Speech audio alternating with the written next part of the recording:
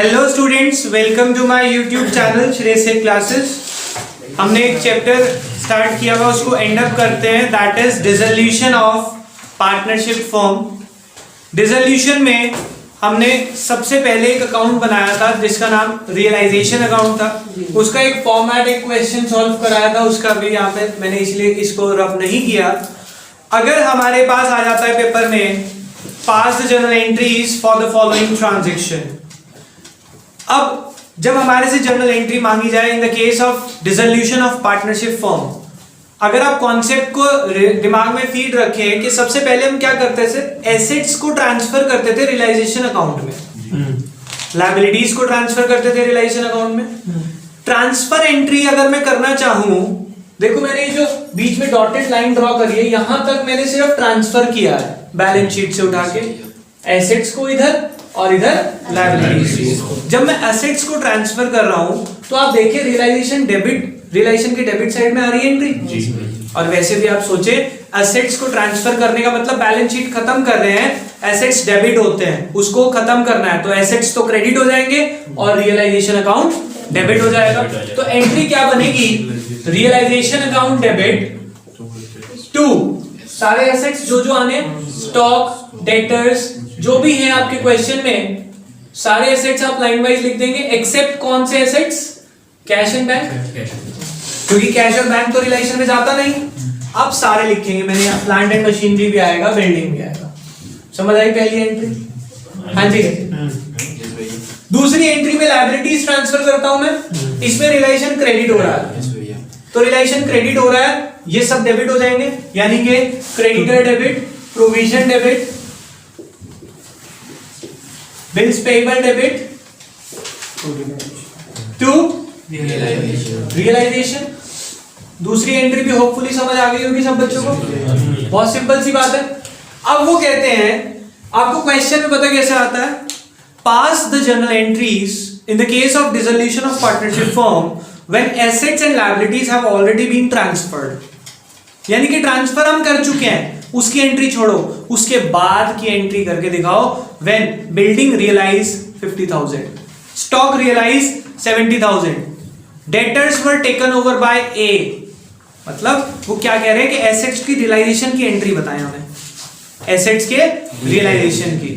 अगर कोई asset, like मैंने कहा बिल्डिंग बिक गई 50,000 रुपए की, आप सोचे आपके पास पैसा आया, डेबिट व्हाट, काम से, कहां से आया, एसेट के बिकने से आया, लेकिन वो एसेट बिके कौन से अकाउंट में थे, रियलाइजेशन में। आपने एसेट्स यहां बेचे थे और क्या लिखा था, बाय कैश, यानी कि कैश तो डेबिट होगा और रियलाइजेशन क्रेडिट हो जाएगा।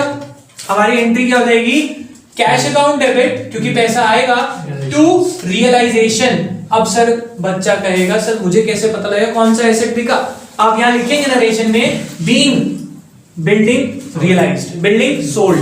समझ आ गई बात? अगर प्रॉफिट हुआ तो प्रॉफिट से लॉस की बात नहीं बेटा, जितनी भी एंट्री आप ट्रांसफर कर रहे हैं, पैसे जितने आ रहे हैं, 54 आए ना, cash account debit to realisation 54,000, 54,000, ठीक है। बीइंग बिल्डिंग, भैया अगर बुक्स की वैल्यू 60,000, बेटा बुक्स की वैल्यू से आपको कोई मतलब नहीं है, जितना रियलाइजेशन में आप बेच रहे हैं दैट्स इट। आपको एंट्री पोस्ट करनी है, आपको प्रॉफिट या लॉस डिटरमाइन नहीं करना। आ गई बात समझ? कोई प्रॉब्लम? ऐसे ही आप लायबिलिटीज की एंट्री कर लेंगे, realisation account debit to cash account, being creditors paid off. समझ आ गई बात? मान लो कोई एसेट ए ले गया, जैसे इसमें ये रीता गुडविल ले गई है, रीता क्या ले गई है, रियलाइजेशन के क्रेडिट साइड में आ रहा है, नाम है रीता का, तो रियलाइजेशन तो क्रेडिट, एंट्री क्या होगी, Rita's capital account debit to realisation, bracket में being goodwill taken over by Rita. समझ आ गई बात? कोई प्रॉब्लम एंट्री बनाने में?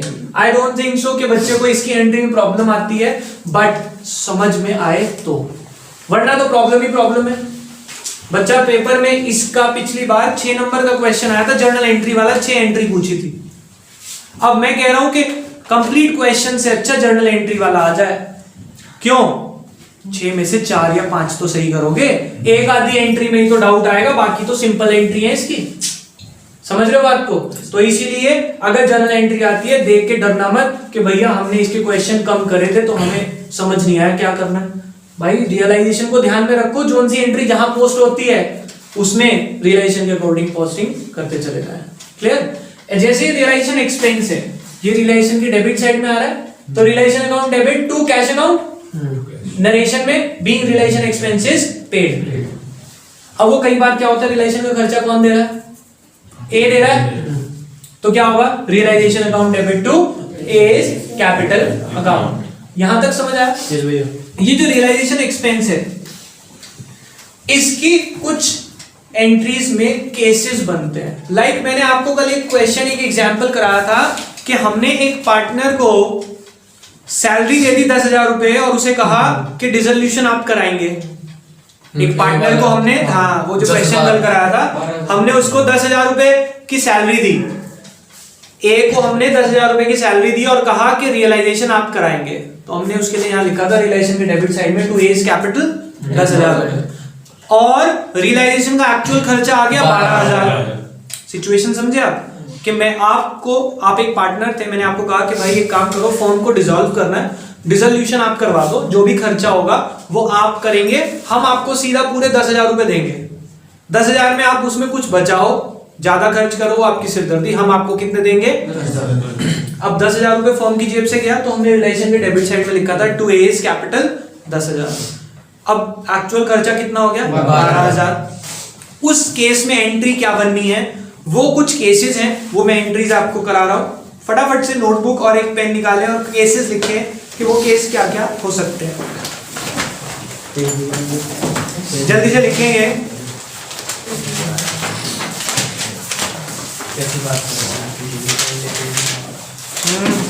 जल्दी बेटा।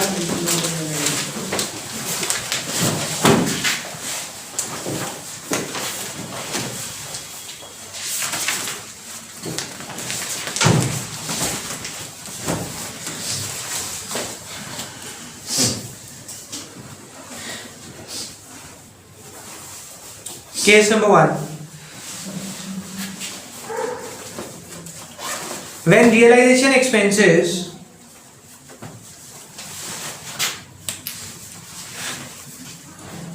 are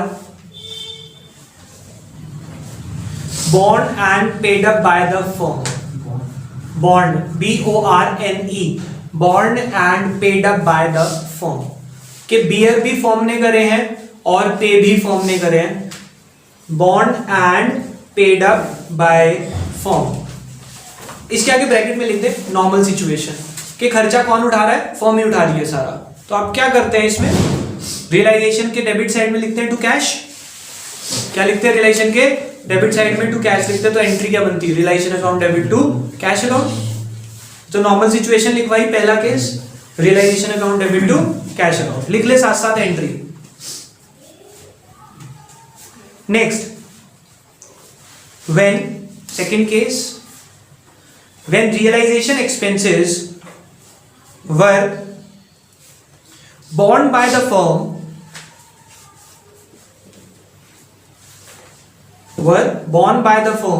but paid by a partner,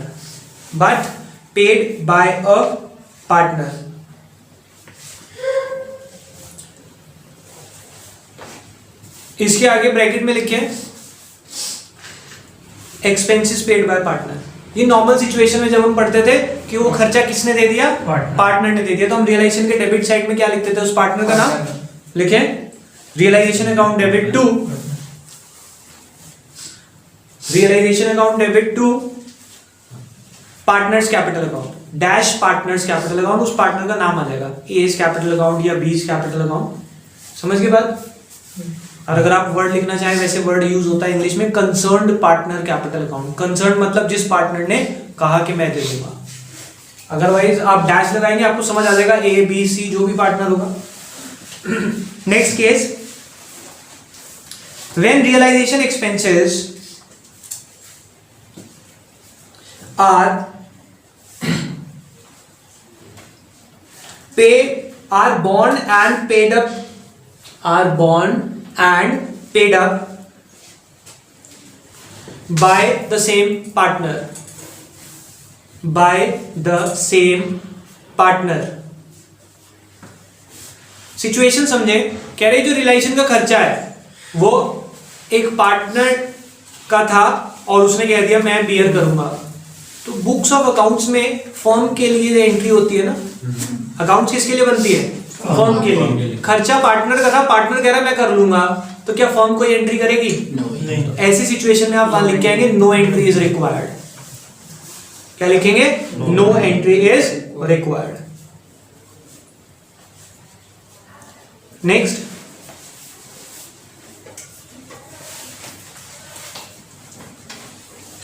when, case number 4, when any partner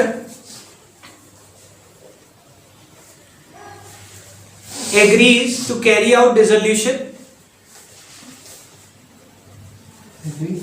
when any partner agrees to carry out the dissolution of a firm at an agreed remuneration, at an agreed remuneration, remuneration bracket salary लिख लेना या commission, कुछ भी लिखा हो सकता है word, including realization expenses, including realization expenses। Case समझे क्या है केस? जो डिसोल्यूशन का खर्चा था, हमने एक पार्टनर को कह दिया ये खर्चा आप उठाएंगे, हम आपको उसके लिए एक रेम्यूनरेशन दे रहे हैं, सैलरी दे रहे हैं। अब वो खर्चा कौन उठाएगा? पार्टनर। यहां पे बात खत्म हो जाए अगर क्वेश्चन में, तो हम क्या लिखेंगे? उस पार्टनर को सैलरी देनी है ना, तो रिलेशन के डेबिट साइड में उसकी लिख देंगे to X capital bracket remuneration. तो एंट्री क्या बनती है? Realisation account debit to X capital account, और नरेशन में उसकी रेम्यूनरेशन आ जाएगी जितनी उसको सैलरी लिखी है। समझ आ गई बात?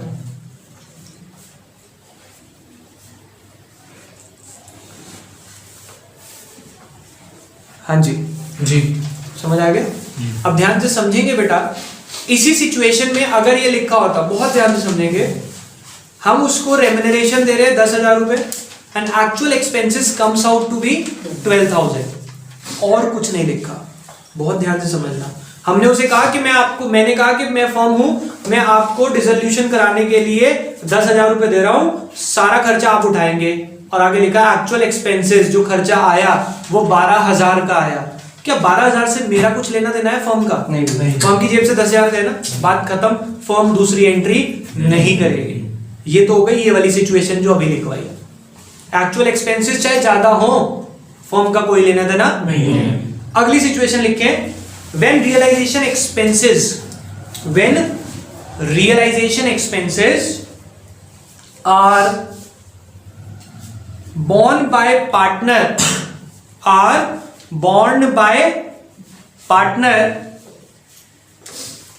but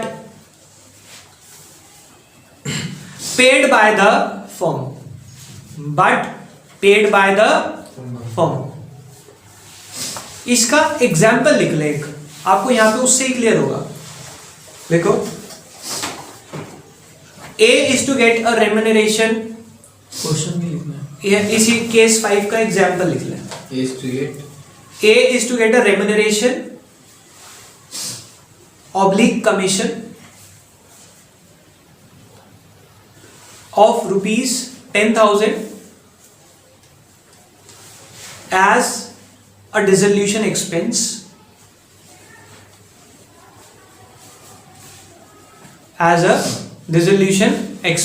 to be paid by him. Full stop. Actual expenses comes out to be 12,000.